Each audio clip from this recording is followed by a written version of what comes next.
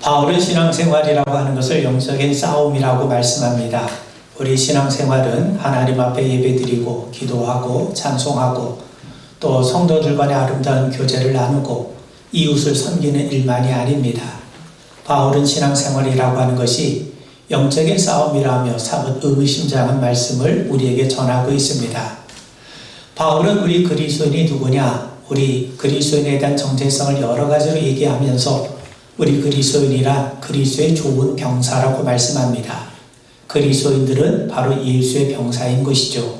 예수를 위해 싸울 수 있는 자라는 말입니다. 그렇다면 우리는 무엇과 싸워야 되는가? 바울은 우리가 싸워야 될 대상이 누구인지를 분명하게 말씀합니다. 오늘 본문을 제가 다시 한번 읽어보면 우리의 씨름은 혈과 육을 상대하는 것이 아니요 통치자들과 권세들과 이 어둠의 세상의 주관자들과 하늘에 있는 악한 영들을 상대함이라 라고 말씀합니다. 먼저 바울은요, 우리가 싸워야 될 대상은 혈과 육을 가진 대상이 아니라고 말씀합니다. 혈과 육을 지닌 대상은 곧 사람들이죠. 그러면 우리는 사람과 싸우는 것이 아닙니다. 하나님은 우리를 하나님의 형상대로 지으셨습니다. 예수님은 우리 모두를 위해 십자가에서 피를 흘리셨습니다. 그러므로 인간은 서로 싸워야 될 대상이 아닌 것이죠. 예수는 형제를 미워하는 것이 곧 살인을 하는 것과 같다고까지 말씀을 하십니다. 왜 그렇습니까? 인간은 서로 하나됨, 사랑의 대상이지 미움의 대상이 돼서는 안 되기 때문입니다. 그렇다면 우리가 싸워야 될 대상은 무엇입니까? 흔히 우리는 죄는 미워하되 죄인은 미워하지 말라고 그럽니다. 그런데 말은 쉽지 결코 쉬운 일이 아니죠. 왜냐하면 죄라고 하는 것은 항상 사람을 숙주로 삼아 활동하는 바이러스 같은 존재이기 때문입니다. 그래서 죄와 죄인을 구분하기란 매우 어렵습니다. 그래서 바울은 우리가 싸워야 될 대상이 통치자들과 권세들과 이 어둠의 세상 주관자들과 하늘에 있는 악한 영이라고 분명히 말씀합니다. 여러분, 여기서 우리가 먼저 언급할 대상이 있는데 바로 하늘에 있는 악한 영들이죠. 이들은 바로 사단의 세력을 말합니다. 그리고 난 다음에 통치자들과 권세들과 이 어둠의 세상의 주관자들이라고 하면서 이 어둠이라고 한 말을 세상 주관자들만 수식하는 용어로 사용을 했는데 엄밀히 말하면 이 어둠의 통치자들과 어둠의 권세들과 어둠의 세상 주관자들이라고 해야 말이 맞습니다. 어둠이라는 건 뭡니까? 흑암의 세계, 곧 사단의 지배를 받는 세력들을 말합니다. 그러므로 단순하게 말씀을 드리면 우리가 싸워야 될 대상은 사단과 그 사단에게 조종당하는 그의 하수인들, 즉 사단의 꼭두각시들과 더불어 싸워야 한다는 겁니다. 여러분, 하나님이 천지를 창조하실 때 눈에 보이는 물질적인 세상만이 아니라 눈에 보이지 않는 영적인 세상도 하나님이 창조하셨어요. 그런데 영적인 세계에서 사건이 하나 발생합니다. 영적인 피조물 가운데 일부가 하나님을 대적한 사건이 발생한 것이죠. 그래서 하나님께서 그들을 하늘에서 추방을 시키셨는데 그들이 하나님을 대적한 영적인 존재들이 추방당한 곳을 에스겔은 땅이라고 말씀합니다. 그리고 유다서는 하나님께서 그들을 흑암에 가두었다고 말씀을 하십니다.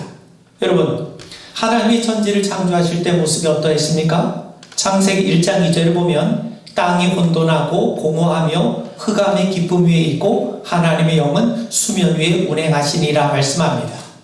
땅이 흑암으로 가득 차 있었다고 말씀합니다. 그렇다면 땅이 왜 흑암으로 가득 차 있었는가?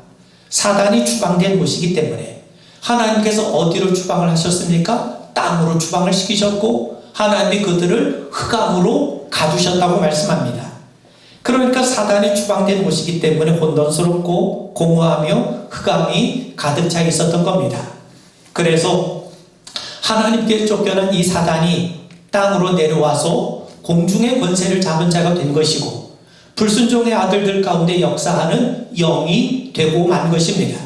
그런데 여러분, 놀라운 사실은 하나님이 바로 그 흑암이 가득한 자리에 빛을 만드시고 세상을 창조하셨다는 겁니다. 여러분, 빛이 있으면 어떻게 됩니까? 어둠, 흑암이 사라지게 되죠. 이 말씀은요, 하나님께서 사단의 세력을 완전히 멸망시키실 것을 우리에게 미리 보여주는 말씀인 겁니다. 그러므로 창세기 1장의 말씀은 창조에 대한 말씀이면서 동시에 장차 이루어질 구원에 대한 약속의 말씀이기도 하는 겁니다. 여러분, 우리가 요한계시록에 보면 짐승과 음녀에 대한 이야기가 나와요. 요한계시록 17장 3절에 보면 음녀가 짐승을 타고 나타납니다. 여기서 음녀는 바벨론으로 지칭되는데 사실은 로마 제국의 권력자를 말합니다. 그런데 음녀인 바벨론이 멸망을 했는데도 이 짐승은 여전히 살아있어요. 실은 이 짐승이 사단이고 음녀 곧 바벨론은 사단의 조종을 받는 하수인에 불과한 겁니다. 여러분, 짐승인 사단은요, 바벨론을 비롯한 세상의 권력자, 금권, 세상의 풍조 같은 음녀들을 사용해서 하나님을 대적하고 하나님의 백성들을 미혹해 왔던 겁니다. 그리고 이 짐승은요, 예수님이 재림하신 후에도 땅의 임금들 곧 바울에 따르면 통치자들과 권세들과 이 어둠의 세상의 주관자들을 이끌고 그리스도의 군대에 대적하다 마침내 거짓 선지자들과 함께 유황불의 못에 던져지게 되고 말 것입니다. 그런 의미에서 여러분, 짐승과 음녀는 전혀 다른 존재입니다. 음녀는 짐승의 도움을 받아서 바벨론의 모습으로, 권력자의 모습으로, 금권의 모습으로 나타났던 겁니다. 그런 의미에서 짐승은 통치자들과 권세자들, 이 어둠의 주관자들을 배후에서 움직이는 영적인 실체인 겁니다. 그리고 통치자들, 권세자들, 어둠의 주관자들은 짐승이 사람을 지배하기 위해, 사단이 인간을 지배하고 미혹하기 위해 사용하는 현실적인 도구에 불과한 것이죠. 여러분, 우린 여전히 코로나 바이러스 시대에 살아가고 있습니다. 바이러스는 생물이 아닙니다. 그런데 인간의 세포를 숙주 삼아 계속해서 번식합니다. 하늘의 악한 영들도 마찬가지입니다. 그 악한 영인 사단은요, 세상의 통치자들, 권세자들, 주관자들을 자기 숙주로 삼아서, 자기 하수인으로 삼아서 우리를 미혹하고 있다는 겁니다. 그래서 그리스도 예수의 병사인 우리가 싸워야 될 대상이 바로 사단과 그 사단의 하수인으로 노릇하고 있는 꼭두각시들인 겁니다. 그래서 신앙생활은 영적인 싸움인 겁니다. 하늘의 악한 영들은 지금도 이 세상의 것들을 이용해서 계속해서 우리를 미혹하고 우리를 넘어뜨리려고 달려들고 있기 때문이죠. 저는 세 가지를 여러분들과 함께 말씀을 나누고자 합니다. 여기 보면 바울이 우리에게 말씀하기를 우리의 싸움이 혈과 육을 상대로 하는 것이 아니요 통치자들과 권세자들과 이 어둠의 세상의 주관자들과 하늘에 있는 악한 영들을 상대함이라고 말씀합니다. 먼저 통치자들이 나오는데 사단이 이 어둠의 통치자들을 이용해서 우리를 미혹합니다. 여기서 통치자란 말은요, 지배자라는 의미가 더 적합합니다. 그러면 이 어둠의 지배자는 무엇입니까? 바로 우리의 몸을 지배하려는 것들입니다. 여러분, 사단이 광야에서 40일 금식하신 예수님을 시험해요. 내가 하나님의 아들이라면 이 떡을 돌이 되게 만들어 보라는 겁니다. 떡이라는 게 무엇입니까? 우리 몸은 먹지 않으면 살 수가 없어요. 그런 의미에서 우리 인간의 육체적인 욕구 가운데 가장 본질적이고 우선적인 것은 바로 이 먹는 겁니다. 어떤 영화를 보니까 영화의 이야기가 이렇습니다. 어느 귀족 부인이 여행을 하는 도중에 풍랑을 만나서 배가 좌초하게 되죠. 남자 하인과 함께 가까스로 무인도에 표류하게 됩니다. 부인은 평소 하인을 무시하며 살아왔어요. 그런데 무인도에서는 부인이 할 수 있는 것이란 아무것도 없습니다. 귀족 부인으로 집안에서 손가락 하나 까딱하지 않고 살아온 여자가 무인도에서 할 수 있는 일이 무엇이 있겠습니까? 그런데 무엇보다도 견딜 수 없는 것은 배고픔이에요. 반면 남자 하인은 해변에 나가 물고기도 잡고 나무 열매도 따는 등 나름대로 먹을 것을 마련합니다. 그런데 그들이 있는 곳은 무인도예요. 신분 계급을 따질 수 있는 곳이 아닙니다. 그래서 먹을 것으로 인해서 부인과 하인의 위치가 뒤바뀌어 버리고 맙니다. 하인은 먹을 것을 이용해서 그걸 미끼로 삼아서 부인을 지배하기 시작하죠. 그 부인을 농락하기 시작합니다. 부인은 배고픔으로 인해서 하인의 말을 고분고분 따를 수밖에 없는 처지가 되고 말았던 것이죠. 여러분, 사단이 예수님을 시험했던 내용이 바로 이런 겁니다. 사단은 예수님의 몸을 지배하려고 했던 겁니다. 배고픔에 사로잡힌 예수님을 먹을 것으로 유혹해서 그분의 몸을 다스리고 그분을 자기의 뜻대로 조종하려고 했던 겁니다. 사단이 행하는 일이 바로 이런 겁니다. 사단은 인간의 욕망을 자극해서 몸을 지배하려고 합니다. 몸을 지배하겠다는 건 뭡니까? 우리 몸의 주인이 되겠다는 거죠. 우리의 몸을 온갖 욕망으로 길들여서 우리의 생각이나 감정, 우리의 의지와 행동까지도 사단의 뜻에 따르도록 만들겠다는 겁니다. 여러분, 우리가 서커스를 보면 단골 메뉴 중 가운데 하나가 동물들의 묘기 아닙니까? 밀림에서 야성을 가지고 살아야 할 동물들이 인간 앞에서 묘기를 부리는 존재로 전락해버렸습니다. 그렇다면 인간은 무엇으로 동물들을 이렇게 길들였습니까? 먹이를 이용해서 그렇게 길들인 거예요. 동물의 가장 원초적인 욕구를 만족시켜주는 그런 방법을 통해서 동물들을 지배해왔던 겁니다. 마찬가지입니다. 사단은 우리가 육신대로 살게 만들어요. 우리 삶에서 먹고 사는 것을 가장 중요하게 만듭니다. 그래서 늘 무엇을 먹을까, 무엇을 입을까, 무엇을 마실까에 대한 욕망을 끊임없이 부추깁니다. 여러분, 우리가 거기에 그렇게 되게 되면 예수님이 말씀하신 대로 우리가 하나님 나를 위해 살 수 없고 하나님의 의를 위해 살 수 없게 만들어요. 여러분, 사단이 준 욕망에 사로잡히면 자신의 욕망을 위해서, 먹고 살기를 위해서 하나님을 예배하고 경배하는 것쯤 포기하는 것쯤은 대수롭지 않게 여기게 되죠. 하나님께 물질을 드리는 것조차 인색하게 만듭니다. 조금만 어렵고 힘든 일을 만나게 되어도 하나님을 의심하거나 원망하게 되죠. 하나님께서 우리의 인생의 우선순위에서 두 번째, 세 번째, 네 번째로 밀려나게 될 수밖에 없습니다. 그런데 여러분, 우리가 분명히 알아야 될 것은 하나님은 절대로 먹고 사는 문제가 중요하지 않다, 이렇게 말씀하신 적이 없으세요. 실제로 먹고 사는 문제는 우리 인간답게 사는 문제요, 그런 일의 기본이요, 실존의 문제 아닙니까? 성경은 한 번도 먹고 사는 문제가 중요하지 않다거나 하찮은 것이라고 말씀한 적이 없습니다. 마태복음 6장 32절에서 예수님이 이렇게 말씀하시죠. 너희 하늘 아버지께서 이 모든 것이 너희에게 있어야 할 줄을 아시느니라. 예수님은 하나님께서 우리에게 있어야 할 것이 무엇인지를 알고 계시고, 그 먹고 입고 마시는 영역마저도 하나님이 주관하시고 책임져 주시니 염려하지 말라고 우리에게 말씀하고 계십니다. 바울은 고린도전서 10장 31절에서 그런즉 너희가 먹든지 마시든지 무엇을 하든지 다 하나님의 영광을 위해 하라. 먹고 마시는 일상적인 삶의 영역도 하나님이 주관하신 영역임을 분명하게 인정하고 믿고 신뢰하며 살라는 겁니다. 여러분, 우리의 인생, 먹고 사는 문제마저도 하나님의 손에 달려 있습니다. 그래서 우리는 우리의 몸을 하나님 기뻐 받으시는 거룩한 산제사로 드릴 수가 있는 겁니다. 주일의 하나님과 일상의 하나님이 다르지 않습니다. 성경이 증거하는 하나님과 우리 일상적인 삶에서 경험한 하나님이 동일하신 분이십니다. 과거 이스라엘 백성들을 도우신 하나님이 우리를 도우신 하나님과 전혀 다르지 않습니다. 여러분, 출애굽기 31장 18절에 보면 하나님이 시내산 위에서 모세에게 말씀을 마치신 다음에 증거판 둘을 모세에게 주십니다. 깨어진 돌판을 하나님께서 다시금 회복시키셔서 모세를 부르시고 모세에게 하나님의 계명이 담긴 십계명을 직접 하나님께서 쓰셔서 그 하나님이 친히 쓰신 두 돌판을 모세에게 내려주세요. 그렇다면 왜 돌 하나에다가 다 10계명을 써주면 좋으실 텐데 왜 두 개인가?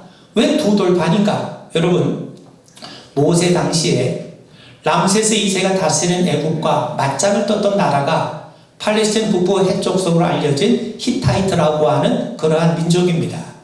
두 강대국들이 팔레스틴 주도권을 누가 잡느냐 하는 문제를 놓고 카데시라고 하는 지역에서 서로 전쟁을 맞붙게 됩니다. 그런데 이 전쟁의 승패를 결판 지을 수가 없어서 양국은 적대 관계를 청산하고 상호 평화 조약을 맺게 됩니다. 이게 인류 역사상 제일 처음으로 등장하는 최초의 국가 간의 조약인 카데시 협정이에요. 애굽의 람세스 2세와 히타이트의 하투실라 3세가 협정 체결하며 서로 약속을 깨지 않겠다고 하는 약속의 증거로 협정문을 두 돌판에 새겨서 하나씩 소장하게 되었던 거죠. 이 증거판이 최근에 발굴이 되어서 현재 터키 이스탄불 고각박물관에 원본이 소장되어 있습니다. 여러분, 하나님이 모세에게 두 돌판을 주세요. 카데시 평화협상을 회상을 시키는 겁니다. 하나님은 두 돌판을 친히 새겨주심으로 자신의 이름과 명예를 걸고 내가 이스라엘 백성들을 지켜줄 거다. 내가 너희들 보호해 줄 거다. 심지어 먹고 사는 문제까지도 내가 너희를 친히 책임져 주실 것을 친히 몸소 보여주신 거예요. 그래서 하나님은 십계명을 이스라엘 백성들에게 주시면서 너희들이 하나님을 경외하고 사랑하고 너희들 백성들 간에 서로 사랑하고 우애를 나누며 지내면 하나님의 가나안 땅에서도 너희들의 삶, 먹고 사는 삶 문제까지도 책임져 주시겠다는 것을 친히 보여주신 겁니다. 여러분, 예수님은 사람이 떡으로만 사는 것이 아니라 하나님의 말씀으로 산다고 하시면서 사단의 유혹을 이기셨어요. 이 말이 무슨 말입니까? 하나님께서 우리의 먹을 것, 하나님의 우리의 삶을 책임져 주심을 믿으라는 거죠. 여러분, 사단은 끊임없이 먹는 것을 믿기로, 육체적인 만족을 믿기로 우리의 몸을 다스리려고 합니다. 그런데 우리의 몸은요, 성령께서 임하시는 거룩한 성전이에요. 예수님만이 우리의 주인이심을 믿음으로 사단의 유혹을 능히 이겨나가는 우리 모두가 되기를 주의 이름으로 축원을 드립니다. 두 번째로요, 사단은 어둠의 권세자들을 이용해서 우리를 미혹합니다. 여기서 권세는요, 권위자를 나타냅니다. 사단은 예수님의 몸을 굴복시킬 수가 없었어요.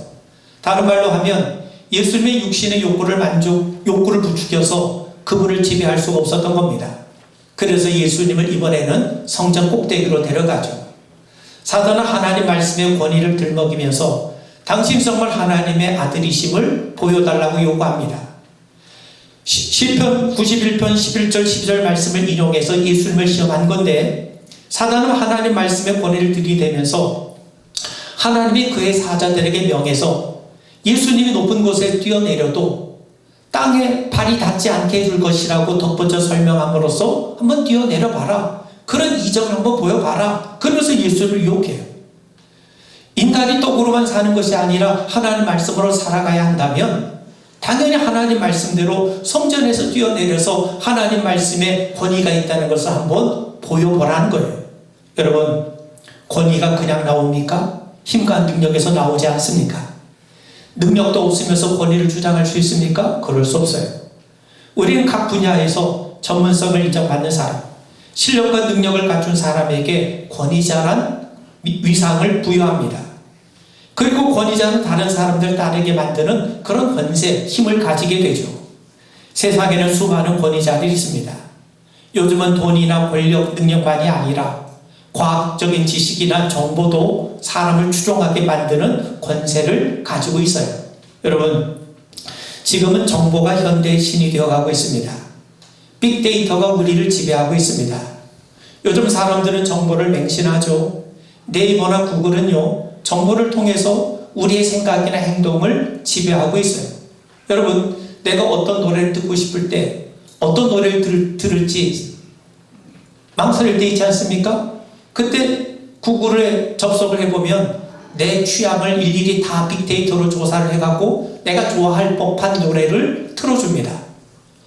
그러니까 여러분, 구글 같은 것은 그런 정보를 통해서 우리의 생각, 우리의 행동, 우리의 선택까지 지배해 가고 있는 거죠. 이제 사람들은 성경을 의지하는 대신 구글에게 묻고 판단을 합니다. 요즘 구글은 기업을 넘어 온갖 정보로 사람들을 추종하게 만드는 엄청난 힘을 가지고 있어요. 구글이 신이 되어 가고 있다는 겁니다. 여러분, 사단은 우리가 하나님 말씀으로 산다면 사람들이 따를 수 있는 뭔가를 보여달라고 얘기를 해요. 하나님 말씀 없이도 잘 사는 세상에 성경이 과연 필요하겠느냐? 적어도 성전에서 뛰어내려도 죽지 않는 기적이라도 보여주면 될 텐데 그런 기적이 이 시대에 가능하겠느냐고 우리에게 묻고 있는 겁니다. 여러분, 우리는 기적을 믿고 있습니다. 아니, 반드시 믿으셔야 됩니다. 기독교 가르침의 핵심 중에 핵심이 뭡니까? 예수님의 부활이죠. 우리는 예수님의 부활을 믿는 사람이에요. 많은 사람들이 예수님의 부활을 비롯해서 성경에 나타나는 기적을 믿을 수 없다고 해요. 그런 황당한 일이 어떻게 일어날 수 있느냐는 겁니다. 사실 인간의 과학적이고 논리적인 경험에 비춰보면 기적은 받아들이기가 결코 쉽지 않습니다. 그런데 생각해 보세요. 기적이기 때문에 믿음이 필요한 겁니다. 기적은 과학적으로 실증될 수 없고 납득될 수 있는 영역이 아닙니다. 인간의 이성으로 설명될 수 없는 것이기 때문에 우리에게 믿음이 필요한 것이죠. 신앙의 세계는 이해의 대상이기 전에 믿음의 대상입니다. 하나님의 역사는 이해의 영역이 아니라 믿음의 영역이에요. 믿음은 인간의 이성과 과학의 영역을 초월합니다. 여러분 생각해 보세요. 2000년 전에 죽임을 당한 유대 청년 예수가 온 인류의 구세주가 된다는 사실을 어떻게 우리가 상식적으로 받아들일 수 있습니까? 근데 참 신기하게도 우리는 예수가 우리의 주님이 되시고 그리스도가 되시고 하나님의 아들이 되심을 당연하게 받아들여요. 어떻게 그것이 가능했습니까? 믿음으로 받아들인 겁니다. 여러분 생각해 보세요. 여러분 중에 예수님이 그리스도라고 하는 것을 먼저 이해한 다음에 믿음을 갖게 되었습니까? 그렇지 않아요. 성령의 감동하심으로 믿음을 갖게 되었고 믿음으로 성경을 읽으면서 예수님이 나의 구세주가 되심을 우리가 이해하고 깨달을 수 있었던 겁니다. 이처럼 신앙의 믿음이 먼저고 다음에 이해가 따라오는 겁니다. 그래서 여러분 어거스틴을 비롯한 교부들은 나는 이해하기 위해서 믿는다고 가르쳤던 겁니다. 믿음의 세계는 보이고 만질 수 있는 세계를 초월하죠. 논리적으로 설명할 수 없다고 해서 엉터리인 것은 아닙니다. 여러분 우리가 누군가를 좋아하고 사랑하는 것 이게 논리적으로 설명이 됩니까? 논리적으로 설명이 될 수가 없어요. 왕자님과 물레방앗간 처녀가 서로 살아가는 것이 논리적으로 이해가 됩니까? 오히려 논리를 해체하고 초월하는 그런 신비의 영역 아니겠습니까? 사단은 교회의 말씀의 권위를 추락을 시켜요. 하나님 말씀으로 산다고 했는데 말씀이 정말 우리를 살려주느냐? 높은 데서 떨어져 죽지 않게 해주느냐? 이런 상식적으로 말이 되지 않지 않느냐? 사단은 인간의 이성과 과학의 권위를 이용해서 말씀의 권위를 계속해서 떨어뜨리려고 해왔던 겁니다. 지금까지 세상의 권위를 이용해서 계속해서 말씀의 권위를 추락시키려 해왔다는 겁니다. 여러분 예수님은 하나님을 시험하지 말라고 하십니다. 하나님 말씀의 권위는 세상에서 오는 것이 아니라 하나님께 오는 것임을 분명하게 선언하고 계십니다. 여러분 우리가 하나님의 자녀의 성도라는 권위는 세상이 인정해 주는 것이 아니죠. 성령께서 말씀을 통해 우리 안에 보증해 주시는 겁니다. 마지막으로요. 사단 예수님께 천하 만국의 영광을 주겠다며 자신의 권력 앞에 무릎 꿇기를 원했습니다. 사단이 어둠의 주관자로서 우리를 미혹합니다.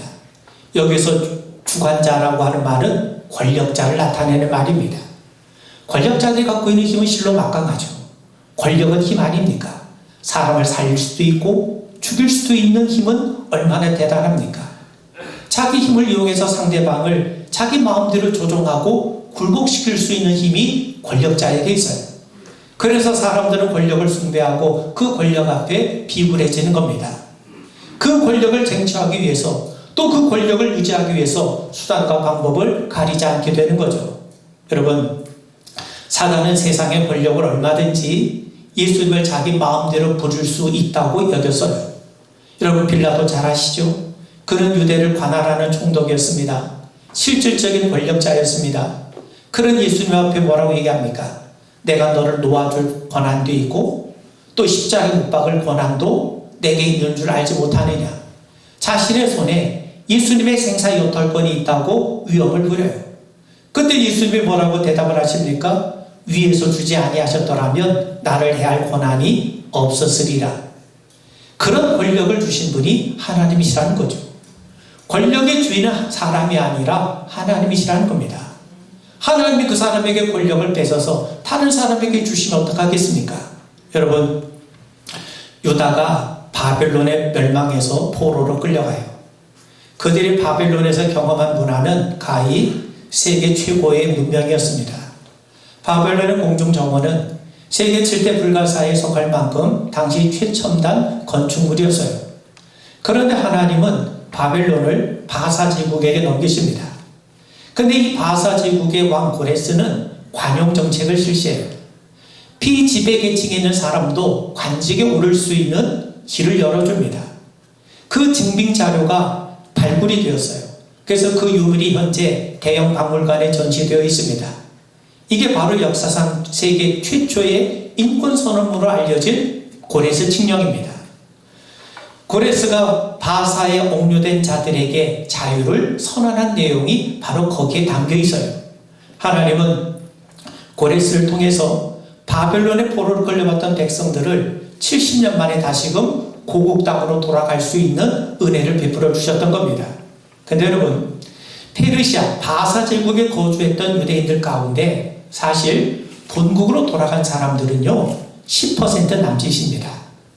왜냐하면 이미 그들은 70년 동안 이 바벨론, 이 바사 제국에 거하면서 그 지역에 이미 정착했어요. 그들은 이미 최고의 문화를 향유하고 있습니다. 그런데 반면 예루살렘은요 아직 재건되지도 않은 황무지인 채로 그대로 남아있었고 또 사마리아 사람들의 위협을 가했기 때문에 본국으로 돌아갈 이유가 없는 거예요.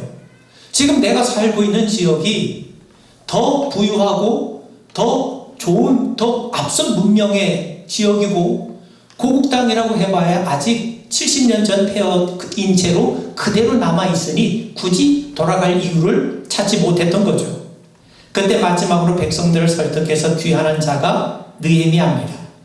특히 느헤미야는요 왕의 술관원이라고 하는 중책을 맡고 있었는데 왕의 술관원 정도면 요즘에 비서실장 정도에 해당되는 직책입니다. 그가 하나님 앞에 기도합니다. 느헤미야 1장 11절에 보면 주여 구하오니 귀를 기울이사 종의 기도와 주의 이름을 경외하기를 기뻐하는 종들의 기도를 들으시고 오늘 종이 형통하여 이 사람 앞에서 은혜를 입게 하옵소서 하였더니 그때 내가 왕의 술관원이 되었느니라. 그는 자신의 진정한 주인이 바사왕 아닥사스다가 아니라 바로 하나님이심을 고백합니다. 그에게 바사 제국은요 성공 그 자체 아닙니까? 바사 제국에 머물러 있는 한 권력과 부를 누릴 수 있지 않습니까? 그런데 어느 날 그에게 예루살렘 성벽이 재건되지 않았기 때문에 성전이 지어졌음에도 불구하고 여전히 예루살렘이 황폐한 가운데 있다는 소식을 듣게 됩니다. 그에게는요 천하만국의 영광이 중요하지 않았어요. 하나님의 성전이 본래 모습대로 회복이 되는 그 모습이 더 중요했던 겁니다. 성전은 하나님이 임재하시는 곳이고 하나님을 경배하는 자리 아닙니까? 그래서 느헤미야는 왕에게 내가 고국에 돌아가서 성벽을 지어서 예루살렘 성벽을 잘 수축을 해서 하나님의 성전이 더 견고하게 설 수 있게 해달라고 간청을 합니다. 여러분, 그는 바사 제국에서도 얼마든지 권력과 영광을 누리고 있었어요. 많은 사람의 부러움을 한 몸에 받고 있습니다. 그런데 그에게는 천하만국의 영광보다는 하나님의 성전이 재건이 되고 하나님께 영광을 드리는 것이 더 중요했던 거예요. 그래서 나머지 일부를 데리고 그는 자신의 천하만국의 영광을 버리고 예루살렘으로 귀환을 했던 겁니다. 여러분, 예수님이 공생애를 시작하시면서 외치신 첫 번째 메시지가 있어요. 그게 뭐냐면 회개하라. 천국이 가까이 왔느니라. 그런데 여러분, 이 말씀은요 예수님이 인간에 대해서만 이 말씀을 하신 것이 아니라 사단에 대해서도 외치신 말씀입니다. 예수님 먼저 사람들에게 회개하라. 천국이 가까이 왔느니라. 회개하라. 사단에게 미혹된 삶에서 돌이켜서 하나님께로 돌아오라. 왜? 하나님의 나라가 왔기 때문이죠. 그리고 예수님은 사단에게도 동일하게 외치십니다. 회개하라. 천국이 가까이 왔느니라. 여러분, 사단에게 회개하라는 말은요 이제 사람들 속이고 미혹하는 그 짓거리 하지 마라. 사람에게 공갈하는 짓거리 하지 마라. 왜? 하나님의 나라가 왔기 때문이라는 거죠. 여러분, 예수님은 천하만국과 영광으로 나며 자신에게 절하라고 하는 사단을 향해 외치신 겁니다. 사단아 물러가라. 이 말의 의미는 이제 그런 공간을 집어치워라. 천하만국의 영광이 어찌 너희 것이냐. 천하만국의 영광도 하나님의 것 아니냐. 이제 하나님의 나라가 왔다는 거죠. 그런 의미에서 여러분, 하나님만 경배를 받으신 것이 마땅합니다. 오직 경배를 받으실 분은 하나님이세요. 왜냐하면 그분은 세상의 진정한 주관자가 되시기 때문입니다. 여러분, 그리스도인이 누굽니까? 하나님을 경배하며 사는 사람들이죠. 이것을 몸소 실천하며 증거하며 드러내며 사는 사람이 누굽니까? 그들이 바로 그리스도인 거예요. 그런 의미에서 여러분, 영적인 싸움에서 우리가 낙오되지 아니하고 주님의 성령으로 우리와 함께 하십니다. 이미 우리는 승리한 줄 믿고 담대하게 나아가게 되기를 주의 이름으로 축원을 드립니다. 우리 기도하겠습니다. 하나님 아버지, 하나님만이 우리의 주인이 되시고 우리를 다스리심을 우리가 믿고 고백합니다. 하나님 아버지, 우리가 싸워야 될 대상이 혈과 육을 지닌 상대가 아니라 사단의 미혹을 받은 통치자들과 권세들과 이 어둠의 세상의 주관자들임을 우리가 분명하게 믿게 하시고 하나님의 전신갑주를 입고 성령의 인도하심 가운데 능히 승리해 나가는 우리 성도들 되게 하옵소서. 예수님 이름 받들어 간절히 기도하옵나이다. 아멘.